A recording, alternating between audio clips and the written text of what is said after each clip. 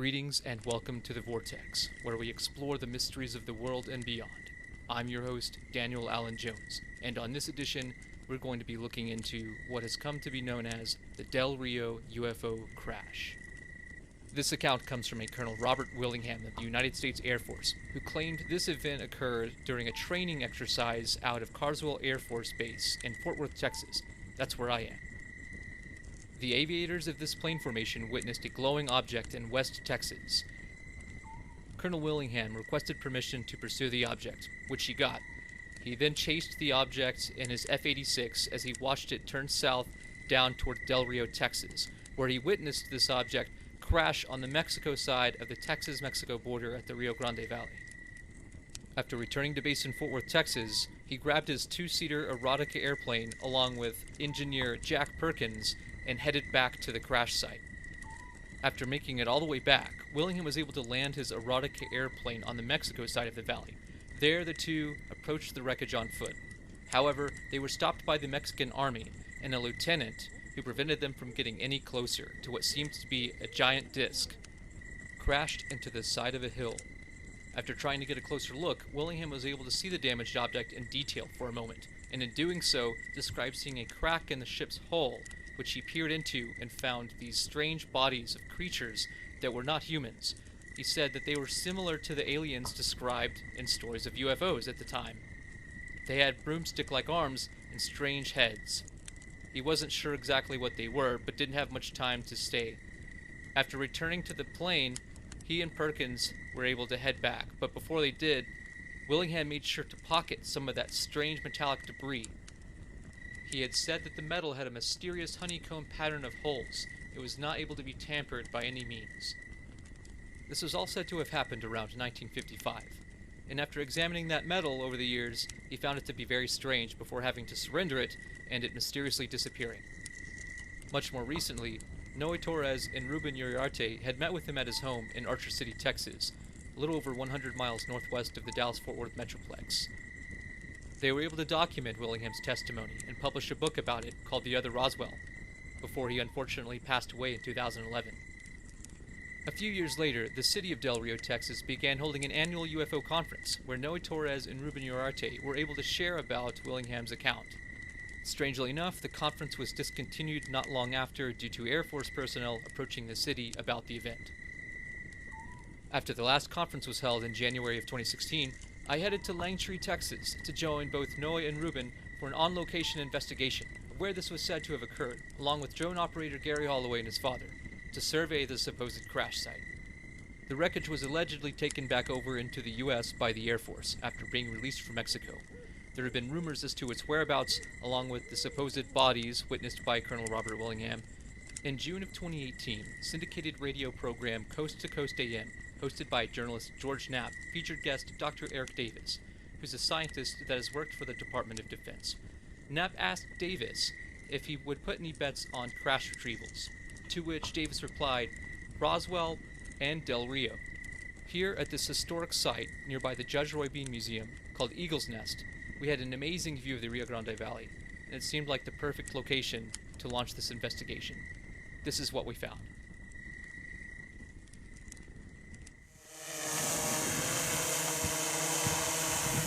The mosquitoes!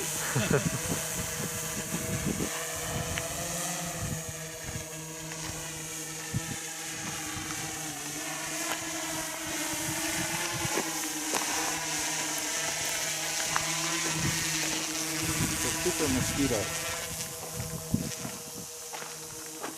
What's your range on that there?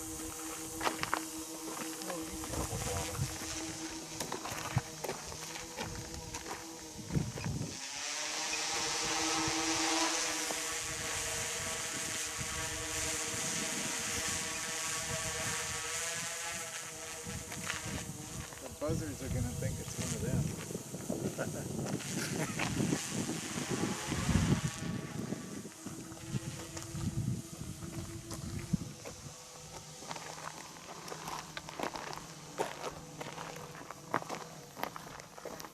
That is awesome.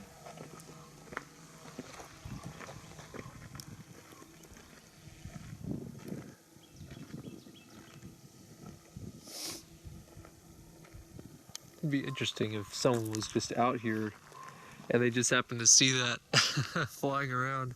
Yeah. Don't hit those birds, Gary.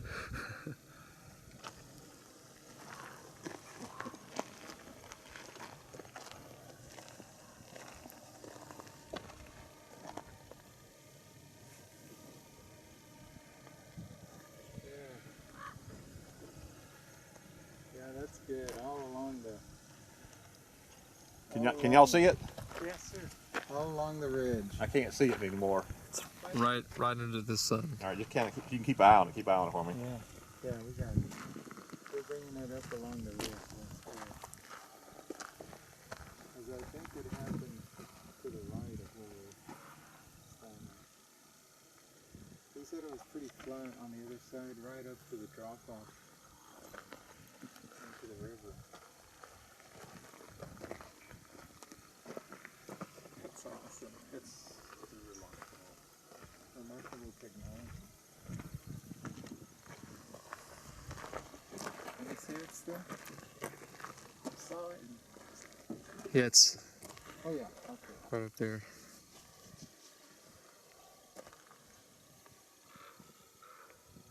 You got it standing still pretty much, Gary? Yeah. Cool.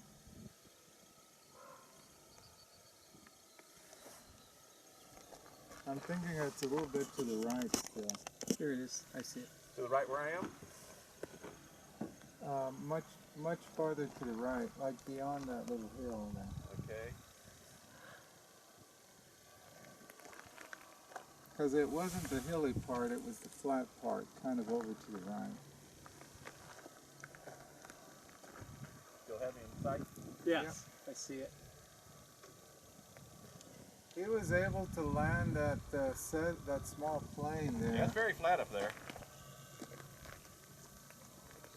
And he said he saw the main part of the ship pushed up against one of those little hills. Like a dune or something, huh?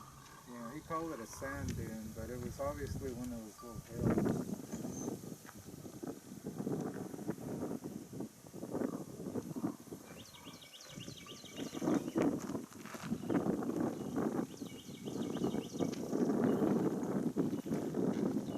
If they do have this event next year, we'll have to put it. Heck yeah, man. Yeah. Courtesy of Gary. Got Gary Field presentation. Yeah, do a little spiel about it. So was it presumed that that was eventually taken away by? Well, one story is that they just dragged it right across the river. Really?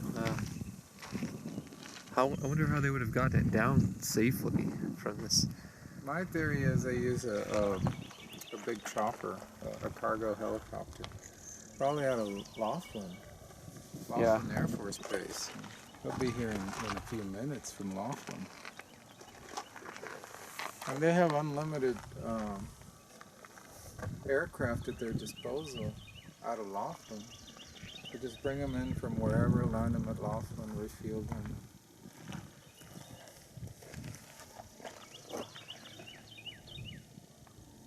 Yeah, it would have been tough to get it down off that ridge. I think it had to be airlifted. Can you all see it? Yeah. This is my hunch, Noe.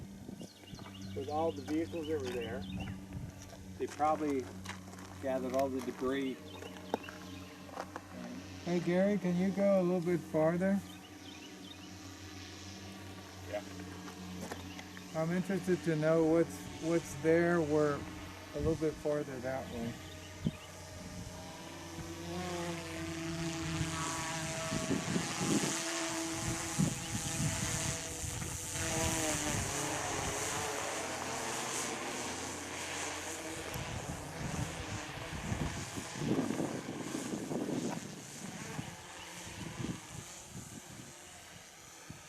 That is just too super cool.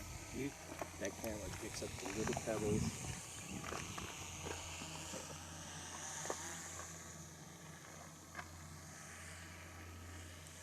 Getting a shot of that ladder? Maybe that's where the aliens climbed out of the ship.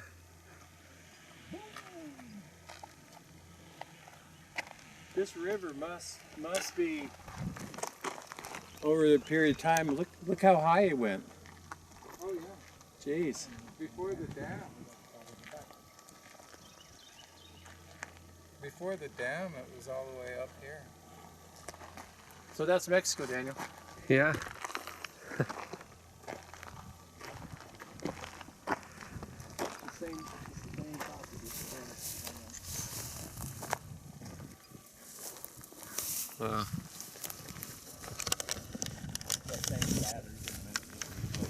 Okay. Don't want it dropping into Mexico. Not again. Because we already know that stuff crashes over there. Get our shelter here for a minute. Yeah. I'm for that. Ruben, selfie.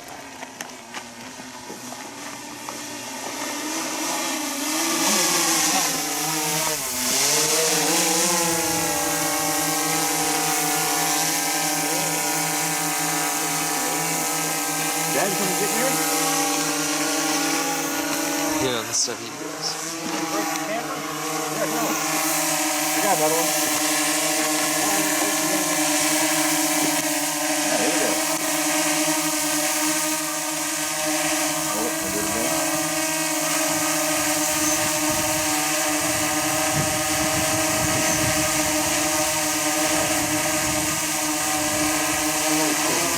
That's so neat.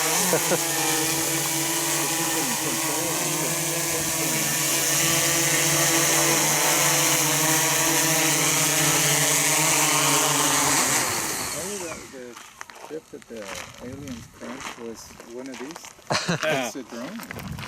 That's one of the theories. Amazing how far we've come in the last 150 years. Yeah. That ain't very long, you think about it. No, it isn't. Past that point, we just about walking on hands and knees. Airplanes were, what, I don't believe that thing flew. Are you crazy? Y'all crazy.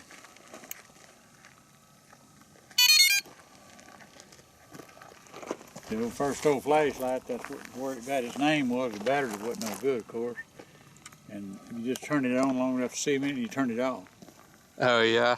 And that's where it got its name, flashlight. Really? Ah.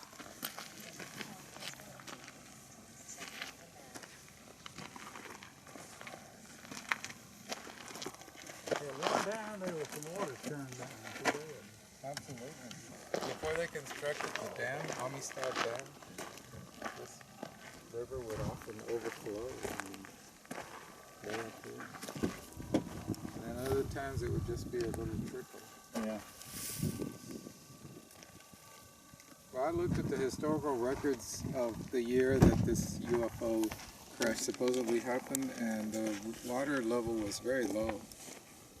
You could basically walk across to Mexico.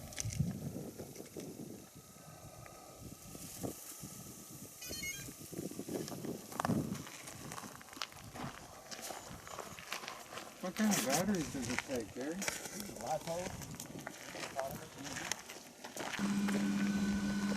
Come around behind me. Okay.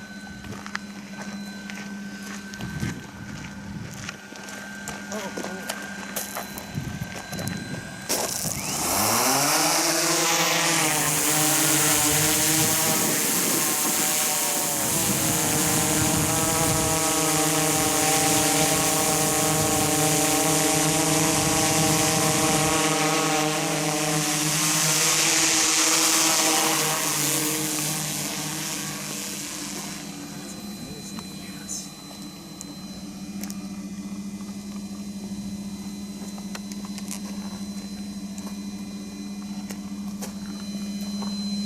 Yeah.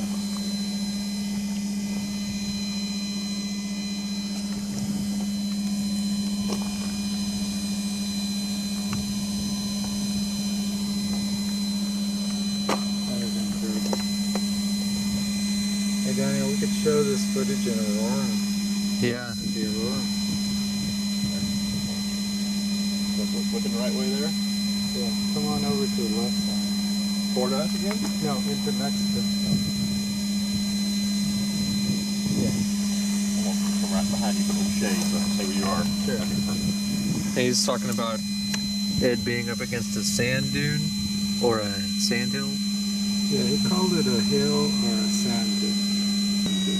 Listen. Okay, going in.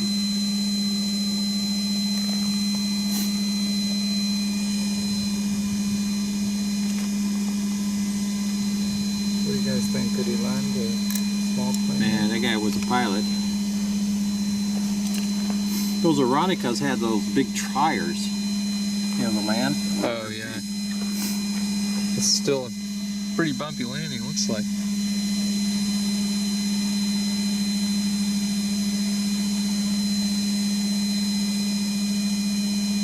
It's doable, I think. We're on the Mexican side, huh?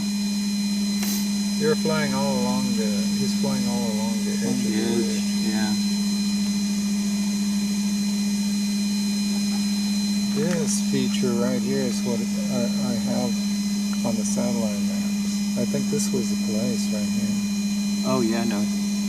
It almost looks like a natural kind of a, I don't know what you call it, where water drains. I think this is a spa right here.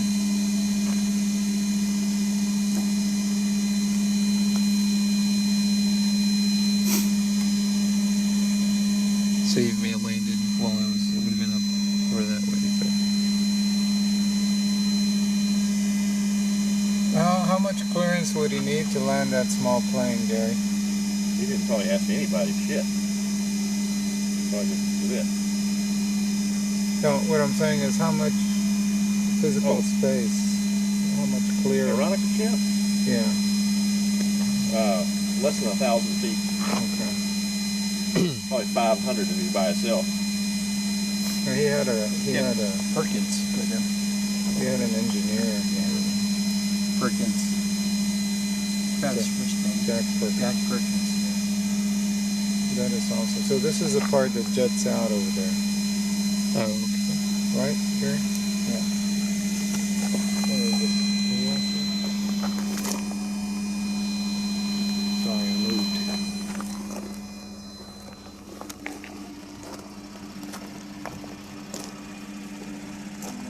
Oh, there's a road? Is that a road? That's us. Oh, that's where we're at. Oh, okay.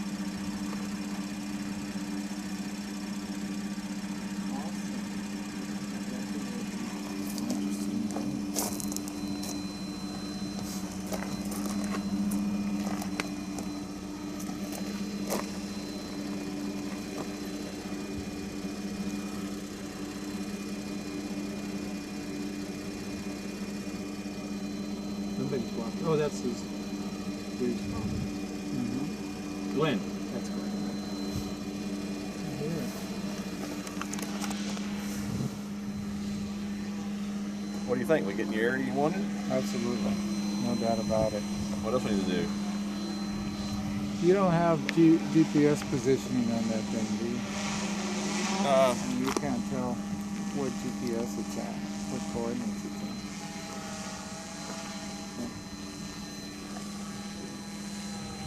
Because we have the actual coordinates. Of where he landed or the crash? I'm pretty sure it was where we saw that white streak. No, he met with him and they he did the GPS coordinates. Yeah, we did. And then an overview coming in as a crashing or landing.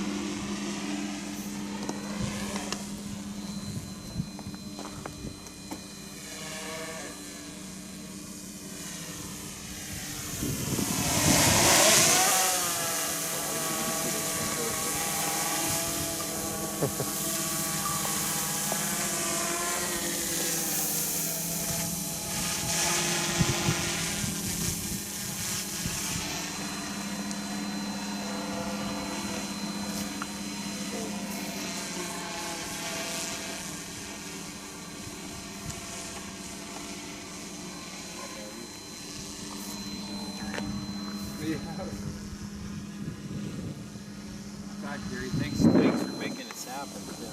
I was worried about having you fly it into Mexico. No one around to see you. There's nobody really around.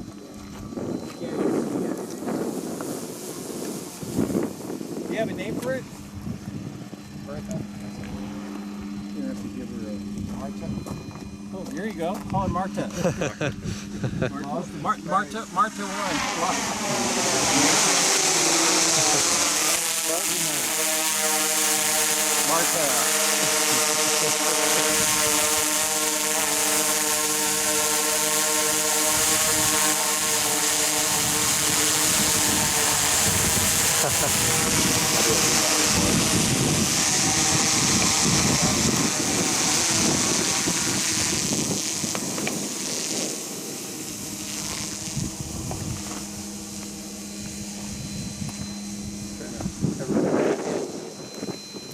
Flying the camera overexposed lens film.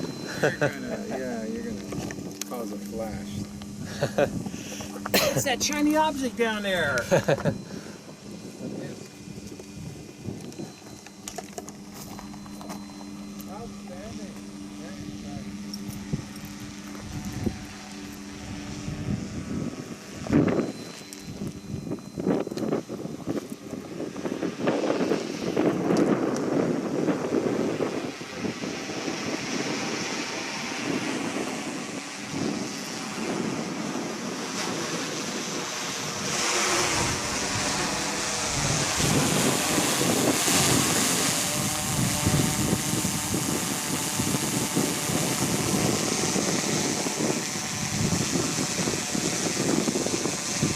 That's the new Jupiter too.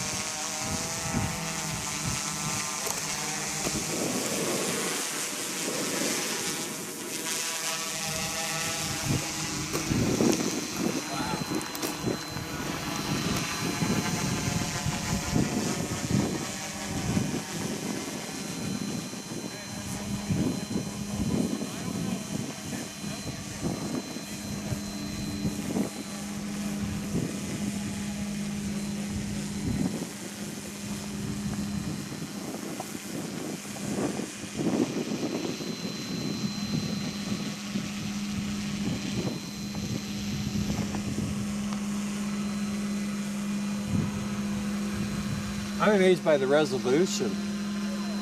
Yeah, you're just looking at it at like 720 Yeah. right now. I'm actually filming in 4K. Oh, that's when I saw the Grand Canyon. I was just totally blown away by how clear the pebbles on the road.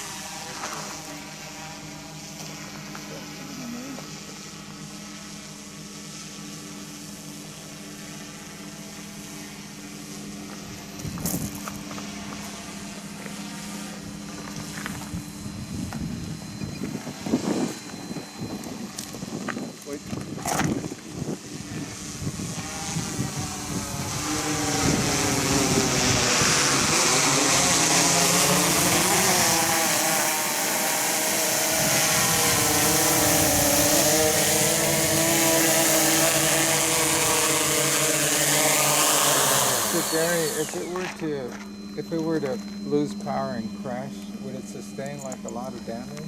Or would it, Well, probably, but depending on how high it is? but I put hull coverage on these. I've got $1 million liability on each one of them. Oh. I have 3 drones. Nice. So, That covers any type of Yeah. incident? and I'm international, because I have national and international press credentials. So when I go places, it's got to be covered everywhere. Wow. Now, do you have your laptop powered I up? sure do. All right. So what we can do is Is it an SD card? I got all kinds of adapters, flappers, and sleeves.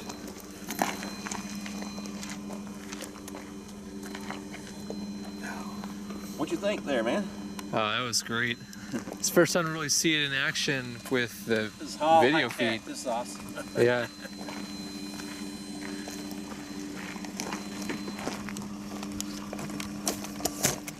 I got a little USB adapter here. Now don't delete my footage, just copy it. No, sir.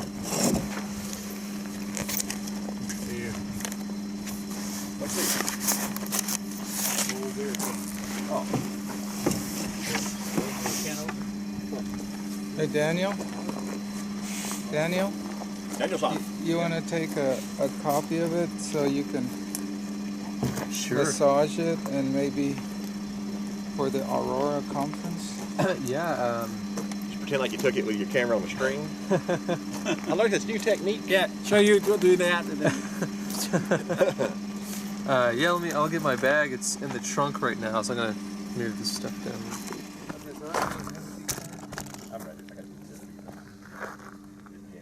I'm assuming that was a grave there. You think so? Yeah, Yeah. it looks like one. I can't imagine what it is. A lone grave. If you liked this video, be sure to check out our other content and get connected on our page and social media sites. Every day, new discoveries are being made all across the world and beyond, so let's work together to find out what's next. And remember, we won't know if we don't go. I'll see you in the Vortex.